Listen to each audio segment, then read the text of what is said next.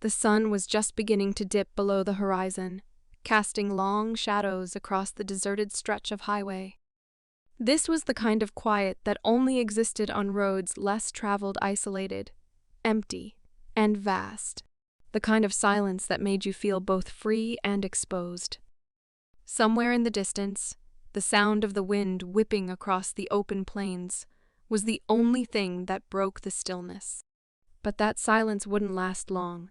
At Highway Security Post 32, Sergeant Alex Hawk Hawkins stood near the entrance, adjusting his tactical vest, his eyes scanning the empty road. It wasn't a busy stretch, but someone had to be here to keep it secure. A veteran of over 10 years in the military, Hawk had worked his way through various high-risk zones, from counter-terrorism operations in the Middle East to peacekeeping missions in unstable regions of Africa. Now stationed here, on the side of a lonely highway in the middle of nowhere, Hawk had found a semblance of peace. Or at least, that was the illusion he clung to. The post was a small utilitarian building made of reinforced steel, perched just off the highway. Inside, there were a couple of bunk beds, a kitchenette, and a communication setup that connected them to the nearby city center and military command. Hawk shared the post with his partner, Specialist Luis Lush Torres, a younger soldier who had been stationed there only a few months. Lush was still adjusting to the isolation of the post, and Hawk had taken on the role of mentor, teaching him the ropes of highway security and the unique challenges it presented. That evening, Hawk and Lush were about to head inside to eat their meals when the sound of rumbling engines shattered the peace. Hawk looked up, his trained eyes immediately scanning the horizon. 3 motorcycles appeared, barreling down the highway, their engines roaring as they kicked up dust behind them. It wasn't unusual to see vehicles on the highway: truckers, delivery vans, even the occasional car, but the sight of these motorcycles gave Hawk pause. The riders were clearly a gang: leather jackets with patches, tattoos on their arms, and a reckless attitude in the way they sped towards the post. Hawk's instincts immediately went on high alert. "Here we go," Hawk muttered under his breath, straightening his posture and heading toward the small security booth. Lush, who had been sitting on the post's steps, stood up and watched the approaching bikers with a mixture of curiosity and caution. "Do you think they're trouble?" he asked. "Could be," Hawk replied, his tone measured. "Let's keep our distance for now." The bikers slowed as they neared the entrance, and Hawk could see their leader, a large man with a thick beard and a rough, menacing look, taking charge. The group came to a stop just outside the post, and the leader dismounted, striding toward the booth. The other riders, 2 men and a woman, stayed on their bikes, watching Hawk closely. "Hey there, officer," the leader called out, his voice dripping with false friendliness. "You folks got a problem?" "We're just passing through." Hawk didn't flinch. He'd dealt with far worse than this.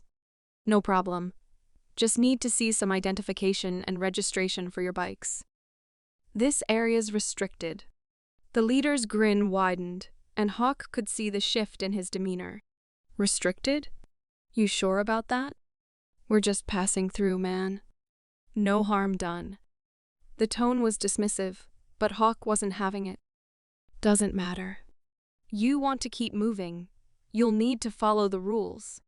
Show me some ID." The leader, who had been scanning Hawk's uniform with a mixture of disdain and amusement, stepped forward. "Listen, pal, you really want to be this much of a stickler? It's just a little highway patrol, nothing to get worked up over." Hawk remained calm, his fingers hovering over the small sidearm on his hip. "You don't want to make this a problem. Now, show me the IDs, or I'll have to call it in." The leader's smile dropped, and the tension between them thickened. Hawk knew this wasn't going to be a simple stop. There was something in the air, a shift that told him this wasn't just a random encounter. The bikers weren't here to follow the rules. "You really want to play it like that, huh?" The leader sneered, stepping even closer, almost chest to chest with Hawk. Just as Hawk was about to reach for his radio, the woman biker, who had been quietly watching, spoke up. "Jake, knock it off. He's just doing his job." Jake, the leader, shot her a sharp look.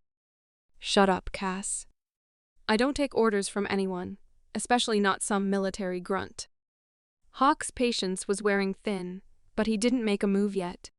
He could feel the weight of the situation, the palpable aggression in the air, and the way the bikers were sizing him up, testing him. But Hawk had been tested before. This wasn't his first rodeo, and it wouldn't be his last. "You can either leave quietly, or I'll call it in," Hawk repeated, his voice cold. Jake laughed, a harsh, mocking sound. "You really think you can handle us, huh? It's just a couple of bikers. What? You think your little post can protect you from us?" Hawk stood tall, meeting Jake's gaze with unwavering intensity. "It's not my post, Jake. It's the people's. And I'm not going to let you cause trouble here." Jake's eyes narrowed. For a brief moment, there was a flicker of doubt, but it quickly turned into fury. "You're dead wrong if you think you can intimidate me. You don't know who you're dealing with." With that, Jake reached into his jacket, and Hawk's hand immediately shot down to his weapon.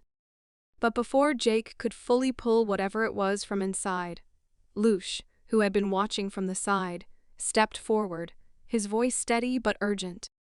"Sarge, they're just trying to rile you up. Don't give them an excuse." "Jake," Hawk said, his voice lowering, "this is your last warning. Get back on your bikes and ride off, or I'll have no choice but to call it in. And then you'll really be in trouble." For a long moment, Jake stood still, his eyes locked on Hawk's. It was clear he was weighing his options. His gang looked to him for direction, and the weight of his decision hung in the air. Finally, with a growl, Jake stepped back. "You're lucky, soldier. We'll be back. You won't be able to stop us next time." He swung his leg back over his bike, and the other bikers followed suit, revving their engines.